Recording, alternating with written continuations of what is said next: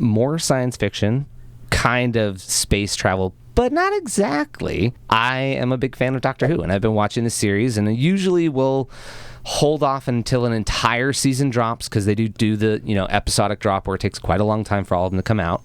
And I'll wait for all of them so I can binge. And by the time I've waited long enough for the whole season to binge, I kind of like enough into it. I'm like, I really want to see how they marry all of the storylines that I'm trying to remember. Let me just rewatch the whole series. It's only going to take 2 months. Rewatch the whole series? It's the BBC. They're like 12 episode, 10 episode seasons. They're Yikes. It's not like That's big still juggernaut. so much. Okay. It is a lot. But it does pay off when they reference back and they pull characters back and they bring back storylines that you'd totally forgotten, or bad guys that you forgot. Didn't we solve that? Why are you bringing them back? They're back. So the upshot of that is, having rewatched in the last 6 months the entire 13 seasons, now finishing with the current most recent 13th season, Disney Plus dropped 4 different Christmas specials. Usually they do one Christmas special. It's like an hour and a half long, kind of a mini movie. It's pretty much set around Christmas.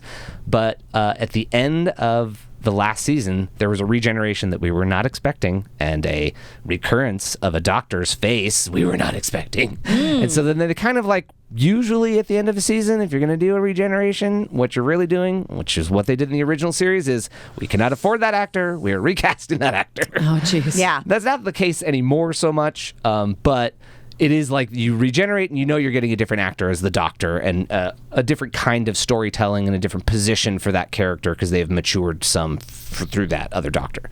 Well, getting an old doctor's face back, what's going to happen?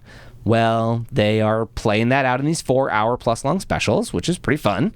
And we're going to get another new doctor by the end of those 4 episodes that is going to go into another new season of all Doctor Who, episodes.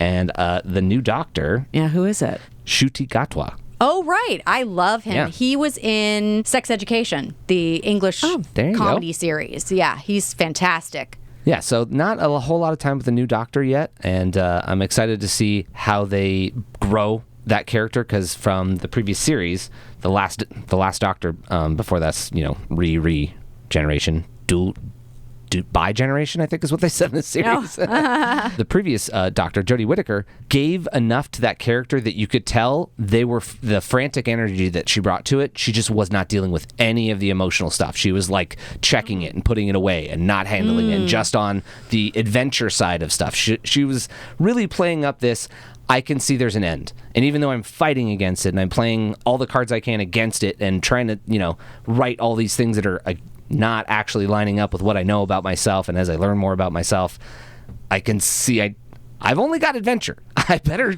keep having fun, because if I start dealing with the serious stuff, it's going to get really serious. And so what ends up happening is enough information gets revealed through season 13 that when the regeneration happens, as an audience, you're like, yeah, there's some old stuff that you are unresolved on, that you are fighting against, and that's maybe why this is coming up. So it's interesting to see how that plays out and why it plays out, and that they let that play out. In a time travel series, they can do stuff like that. Yeah. So I'm excited to see where series 14 goes.